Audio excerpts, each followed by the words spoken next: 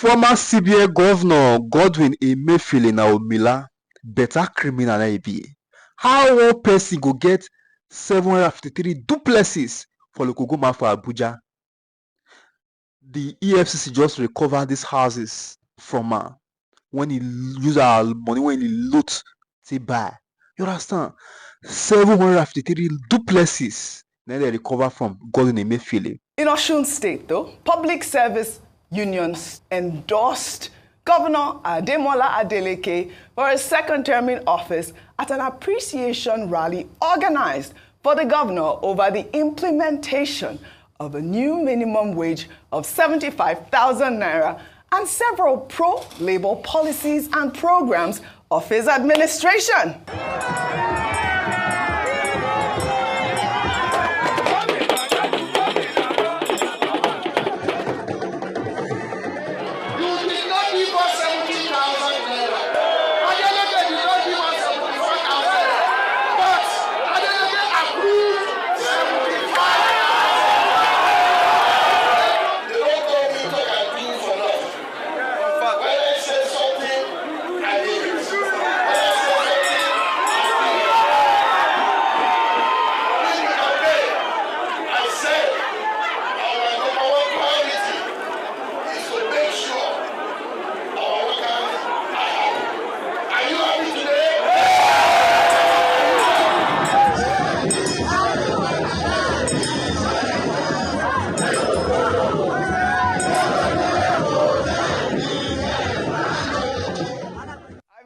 On fire. This guy basically has proven himself. I believe last week he won the leadership best governor of the year. I mean, this is what we need to see from our state governors. Some state governors are even saying they cannot afford the new minimum wage, and we are seeing some governors. I believe your governor also was 85,000. Yeah, oh yeah. Yes, and then Lagos says you always lead. Ademola Adeleke has done very well. This public service union workers celebrated him yesterday, not just for this implementation of the new minimum wage, also for several of his pro-labor stands in the state. In the meantime, the labor union has condemned Ebonyi State Governor Francis Nwufuru over his threat to sack striking workers in the state over non-payment of the national minimum wage. The president of the union, Joe Ajero, in a statement, said the strike action was preceded by failed conversations and notices to the governor on the need to implement the 2024 national minimum wage since it was signed into law several months ago, while Ajero described the governor's threat as irresponsible and unhelpful. Well, let's listen to the governor before we come back for a discussion. If you didn't go to work, not only that I will not pay you salary, but I will replace you within the next 72 hours in your office. If I didn't see you in your office, as far as I'm not guilty, I'm not owing you, I'm paying you what is supposed to be paid, and according to agreement, according to everything, I am not owing you. If you didn't go to work within 72 hours, I will replace you. And I called the Chairman Civil Service Commission. I've directed all the commissioners to go to their offices. All the agencies, all the departments of government must be in their office and record the people that come to work. In one breath, we see a state governor increasing minimum wage. In another breath, this man is still having conversations with the workers in the state. We have the opportunity to compare and contrast. Yes. Two different states, two different types of governors. In Osun State, where Governor Jackson Adeleke recently celebrated 2 years in office, we saw reports of how he has touched the lives of people in the state in all the 333 wards in Osun State. That's the number of wards that they have. We have seen how he has paid salaries. When he became governor 2 years ago, he met a backlog of about 16 months on paid salaries and arrears. And he cleared all the arrears. In addition to providing infrastructure, roads, digital projects, promoting education and all of that. And, the point I made is that many people know him as the dancing governor but they can see that there is sense in that dancing, there is method to his dancing, and that he's not just dancing, he's serving the people. Now let's go very quickly to Ebonyi State, where Francis Wifuru, the governor, is threatening workers. What is the offense of the workers? Because they say they are going on strike as a result of the non-implementation of the new National Minimum Wage Act. Well, Francis Wifuru, they used to be told that it is called New National Minimum Wage Act, but it's not just that it's Minimum Wage Act. It's an act of law. That's why it's called an act. And what the Labour Congress is complaining about is that governors are bound to respect the laws of the land. And he's so bold, having a state address yesterday, or was it on Sunday, threatening workers. Is he aware that workers deserve their wages? Has he heard of such an expression before? Is he aware that this is a democracy where a governor cannot behave like some taskmaster, threatening people, saying that he will sack people if they don't show up in 72 hours? Has he read labor regulations that the governor in the state cannot just come and sack people, that there is a procedure? And this is a point we keep making about the leadership recruitment process. People who are not prepared for leadership should not be allowed to get near government house or any important position, no matter how privileged they may be, no matter how rich they may be. Now to Governor Wifuru, the best thing that he should do is to respect the law and stop threatening people.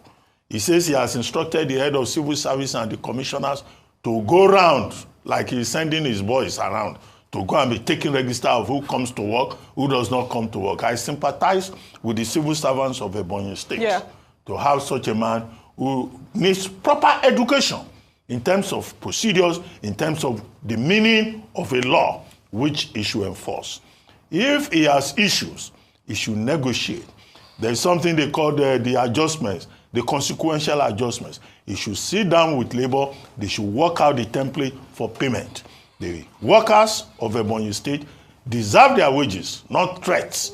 And the new national minimum wage is an act of law which the governor must respect. All right. Otherwise, you will be breaking the law by threatening the civil servants. Well, good advice. Also in Enugu State, Governor Peter Obi on Monday signed a $100 million deal with Austrian investors under the auspices of One Day Nexus, a foreign direct investment to modernize water infrastructure. The governor met with the Austrian ambassador to Nigeria, Thomas Schelslinger, at the government house to formalize the signing. The governor said the investment will be injected into the downstream water sector to improve service delivery and ensure equitable access to clean water for all households in Enugu State. Ayo, Rufai, we charge the governors. This is what we need to see. We need to see more measures that are being taken for these social welfare programs. Water,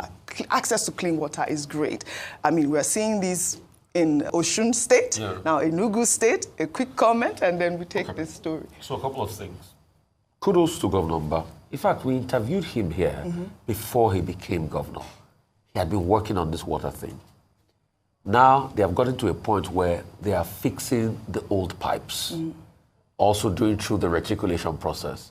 But in all of that, they've also discovered that most of where the old pipes used to be, they've built homes there.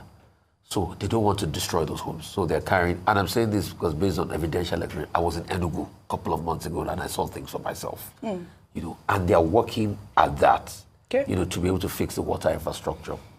Also, they're also working on, if Enugu has hilly areas, highland areas, how to be able to pump across those areas and also out of town. It's a very, very laudable project, I must say. And also getting this investment is also going to help show up the potential, because when the governor came in, the argument had always been, Enugu used to have water, like most parts of the country used to have water before.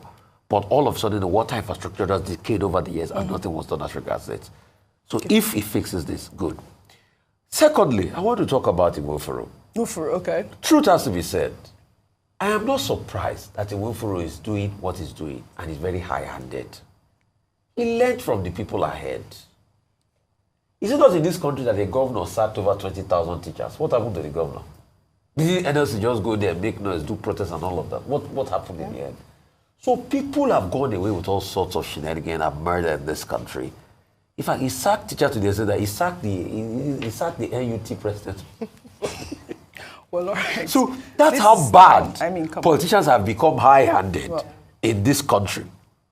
Except you tackle the political class and you tackle the corruption that they bring and the high-handedness, the country will never move forward. Absolutely. So people like Iwufu has got a precedence. What you should tackle is the abuse of power and ensure that he never gets the chance to be able to repeat all of this shenanigans again. Well said. And Labour should stay on this. Well said. Is it not in this same country that Labour went to protest against the government and said that they beat the Labour leader, the LLC president? I think it's great that we're having this discussion, really. And, you know, like you rightly said, Rufai, Labour should stay on this. And I hope that the governor of Ebonyi State will have time to change his stance and negotiate with the workers, especially this Yuletide season. The Christmas season is not the time to be sacking people at this point. But also, I mean, we're going to keep highlighting the state governors. We're going to keep putting them on the spot. Kudos to the Enugu State Governor and kudos to Governor Ademola Adeleke. We'll take another story. The Economic and Financial Crimes Commission announced on Monday that it has recovered 753 units of duplexes and other apartments in Abuja that were fraudulently built by a former top brass of the government who is being investigated by the agency. EFCC, in a lengthy post on X, said that the forfeiture of the property is the single largest asset recovery by the agency since its inception in 2003, while some Nigerians on X have questioned the identity of the former government official involved in the crime. Let me take this reaction from Mr. Ebony. He wrote, "What is the name of the former top government official? Which ministry, department, or agency did he head? At what period in time did he head the government MDA he stole the money from? What was the amount he stole from the government's coffers? After the forfeiture of these properties, what next? Will they be sold to recover the stolen fund, or will they be left to rot, as it is the norm in Nigeria?" These and many more questions need answers in order to enjoy the trust of the public in your activities. I think Mr. Ebony's question quite apt. All of those questions are the sort of questions that we are seeing Nigerians asking the EFCC. They are quick to make this announcement. I mean, the post was quite lengthy. But, you know, we have seen that the EFCC, they would normally post a normal Nigerian. I mean, I did see a picture of Bobrisky after he was arrested and all of that. And we've seen normal Nigerians being posted on their website. So who is this top or former top brass government official who was involved in this scheme? 753 duplexes. Ayo. People are speculating because, like you mentioned, there shouldn't be a different set of rules for certain Nigerians and another set of rules for more privileged Nigerians. 753 duplexes in Abuja, and I'm sure in a choice part in Abuja. I can't even begin to imagine when you estimate that what that would be in terms of money. How much money must have been stolen to be able to build this estate? The first thing I would say is that, number one, for transparency and to deter, I think there's an element of shame that comes with naming the perpetrators, except it's going to affect the current case in court, because it did say that the person in question is still undergoing the court process. So maybe that's the reason why they've chosen not to reveal the identity. But if the court has ruled that it's been evidence that the person is not able to trace how they got the money to build this estate without linking it to funds that were gotten illegally or funds that belong to the state, then we deserve to know who the person is. The second thing is that we often hear of these recoveries, and kudos, fantastic, EFCC, you've done your job, you've recover the assets. But then what happens to the assets afterwards? Where does it go to? Are they, like the question on X asked, in the spirit of transparency, let Nigerians know the full process, not just this big announcement and celebration of recovery of assets, but actually that to ensure that the loot is not relooted. Because that's what, that's the concern for many Nigerians, that after they find this out, it goes into another person's hands and somebody else, or is sold at a giveaway price to somebody who is a friend of the house. So the process of also disposing of the asset to recover monies to, put back into their coffers is also very important, so that it's an open bid and it's transparent as well. Right. But it is very sad to see the greed of one man, especially at a time when people are suffering, where you amass, and I'm sure that's not the only thing that this person has done. Yes, there's a lot more. To see that when people are suffering, what you're doing with your office of trust is to enrich yourself in a way that you can never finish spending the money. Some people have forgotten where their properties are. They don't even remember what they have because they've stolen, to the extent that they can't even begin to count how much they have. It's very sad. Yes. And beyond this, I have to say lastly, we should have processes to prevent these things from happening. It's not just the recovery of assets, but to ensure that they don't have access. The process by which this person was able to have access to that kind of money, build this, how did they get that sort of money? That's what we should begin to challenge as well. Dr. Abati, what is the process really about unveiling or revealing the identity of such, persons? We have seen people on Twitter, even the former presidential candidate, Amaewhule Sowore, saying that it might be the former CBN governor or all of that. These sort of speculations, are they needed, really? Which is the reason why, there should be full disclosure. Yeah. What is important here is the people's right to know. What the EFCC is fighting is corruption, dealing with integrity, questions that have been raised by people's performance when they are in positions. The EFCC has quoted Section 24 of its Enabling Act, which gives it right to trace assets and to go to the courts to ask for the forfeiture of assets. In the ruling, in the judgment in this particular case, the judge was talking about the respondents. Now, in the court documents, in the papers, the respondent will be named, the person who is forfeiting the assets. I think that the non-disclosure is something that bothers the public, and no justification has been provided for that, non-disclosure. The person should be named to prevent the kind of speculation that we have been seeing. That's number one. Number two is that this speaks to the collapse of values, standards in the civil service and public service system in this country. Once upon a time, in this same Nigerian civil service, if you took a car, in fact, you wouldn't even dare, to the office that was more expensive than your monthly salary or the income that is commensurate to your level, then you receive a query. Now, once upon a time in this country, public servants or civil servants traveling could not travel with their wives at public expense. But these days now, some people occupying certain positions, they will travel with their children, they will travel with wives. Full disclosure. They will even send, but do not be wood attachments. What is that? As advanced team and keep them in hotels. Please, what is body no be? Lamushwang, a.k.a. Lamushwang. You have not heard of body no be attachment, a.k.a. side palanco, a.k.a. side palalun. In addition to their wives, Lamushwang. their wives are not. Are they not? Oh Lord, how they will be in different locations. Am I supposed to be laughing? What does this mean? Am I supposed to? Okay. In any case, what I'm saying is that values have collapsed. Right. The third point is about the human being. Greed, because of the failure of our institutions, failure of standards, the greed of persons who have access to the public till has become very expansive. And that is why you will find one human being who will have 753 duplexes. At plot 109, Cadastral Zone C09, Lokogoma District, Abuja, for the benefit of people who may want to go there and see.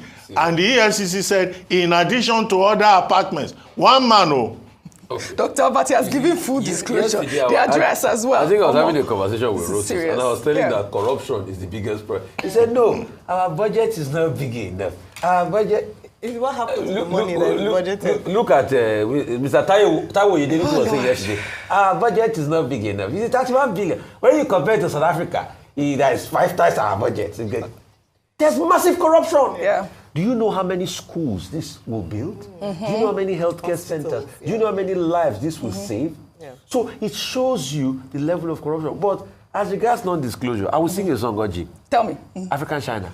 Rich man wasting money, they not they see him face for cry fighter. Come on. Poor man wasting money, they go show him face for cry fighter. Tell me something I don't know. Rich man go de holla peya, modupe. Poor man go de shout, awala me. Make una lead us where. No need this nation to fall inside where. Right. Rich man wasting money, they will never see their face. That is quite. Poor man wasting money, now they go see if it was a Yahoo boy, they will show you. Yes, we've seen them. I mean, this is was jailed for stealing a governor's phone. Yeah. You see, and we saw in this same country. Well, all right. I mean, I guess this is what we're doing here. We're charging the EFCC, Nigerians as well, to give us full disclosure in order to instill public trust in your agency.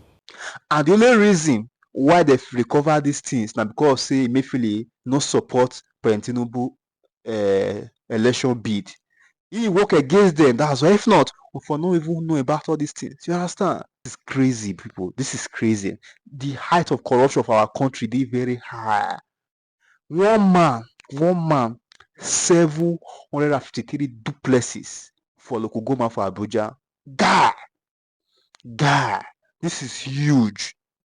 This is huge. When they talk this in our open mouth, I say, wow, one man will get all these things for when they serve as central bank and governor. Loot all these things. Imagine people there for this country, governor official when loot pass Emefiele. You understand? But because they be member of ruling party and no go torchlight them. Even the bell of the other day, so people see they support her because of party membership. Understand? Because of seeing the APC self now, we don't even see everything when the bell loot. Even in case with EFCC now, they get they get kill leg. My guy, people they loot money. People they loot for this country. How the country want it better?